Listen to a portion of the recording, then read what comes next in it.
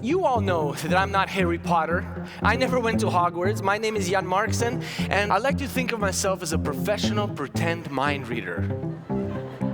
Essentially curating a story in your mind.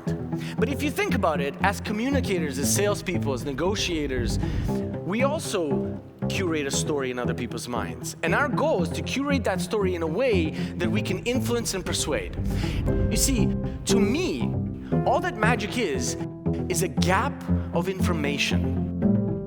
You simply don't know how the magician went from point A to point B, but our minds, they don't like to not know. So we immediately come up with a snap assumption. We create some sort of explanation, a story. But this bridge is not based on facts, because when you're watching a magic trick or if you're on stage with your eyes closed, you don't have the facts, right? So what is this bridge based on? Yell it out. What is it based on? Perception, what else? That's right, experience, available information, cognitive biases, patterns, tendencies that we all have as human beings. These shortcuts, these mental shortcuts is what allows a magician to perform a trick or for a marketer to make you click. So imagine a person has a whole universe of considerations in their mind. But not all considerations are equal. You see, some of these considerations are directly linked to those behavioral patterns we just talked about before. And when you trigger one of these considerations, what you're doing is you're sparking an emotional response. You're sparking pleasure or pain. You're sparking motivation. Most importantly, you're sparking action. So let's play a little game. I want to hear from everybody in the audience. This game is called, Can You Find the Magic Sparks? I don't believe that people buy services. I don't believe that people buy products. I believe that people buy stories. I believe that people buy perceived value. And what is valuable to you could be completely different from what's valuable to someone else. It could be the exact opposite of that. It's found in the perceived value people have of themselves, of you, of your bank, of your products, or even the situation that's right in front of them. It's found in their past experience. It's found in their fears.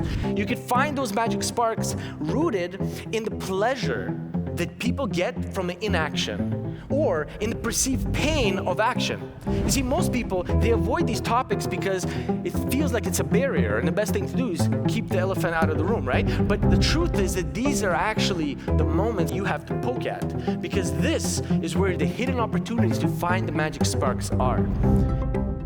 No one cares how much you know until they know how much you care.